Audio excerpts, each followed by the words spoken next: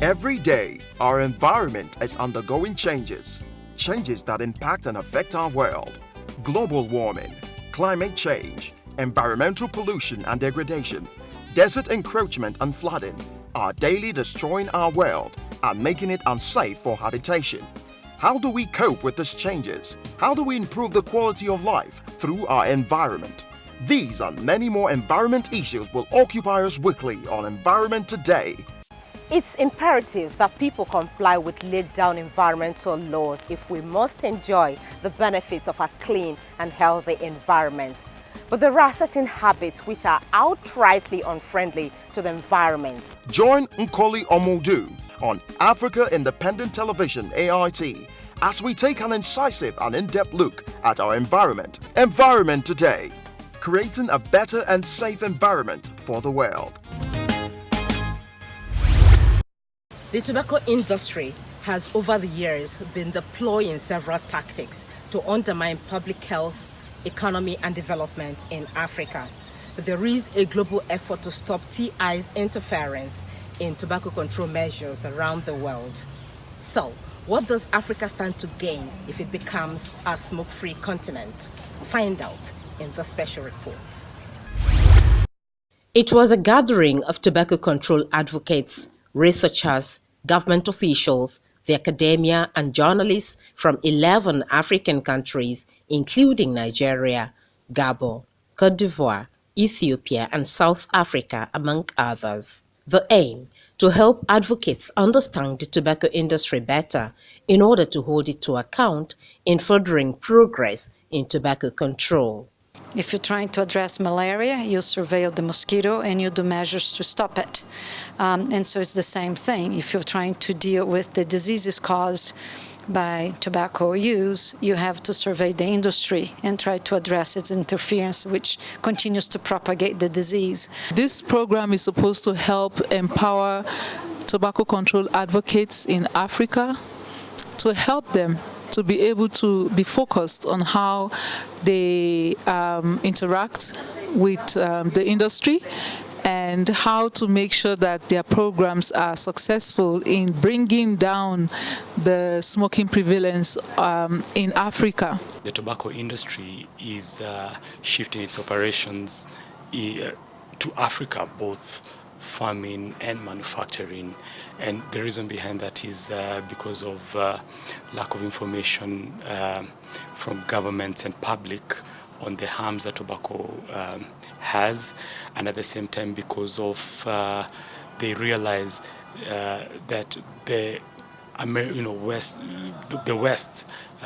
Western governments are actually pushing them out of those economies, and they're looking for a soft landing and taking advantage of lack of information in Africa, we'll say. And what we're doing is providing empirical evidence to African governments, to researchers, to public health advocates, because when they come to Africa, they tend to use economic prosperity narratives to dissuade us from fighting what they're fighting, to dissuade us from public health issues that come as a result of their investments, quote unquote, here, saying that, for instance, when they come, there's employment that is availed, that farmers who are dependent on tobacco farming will lose their jobs, that public health is not as important as is portrayed to be. So it is important that we build the capacity on the public health impacts tobacco industry has to our people.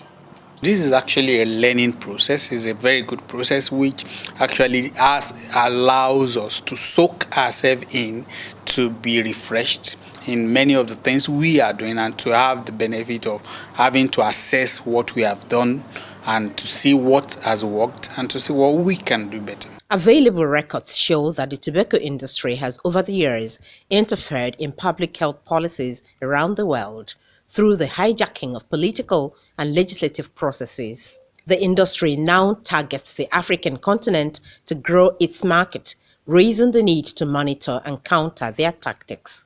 when you look at the number of litigation in countries where they have their laws and the tobacco industry, going with one litigation or the other in order to prevent the enforcement of those laws, you find that it is really very important that for any government that wants to make progress in its efforts as reducing deaths and diseases associated with tobacco use, they must track and respond to how the industry is trying to slow down such process. Every day that a government that is a party to the Framework Convention on Tobacco Control delays writing and implementing effective tobacco control measure is a day in which more of the young people, our future, become addicted to unhealthy products.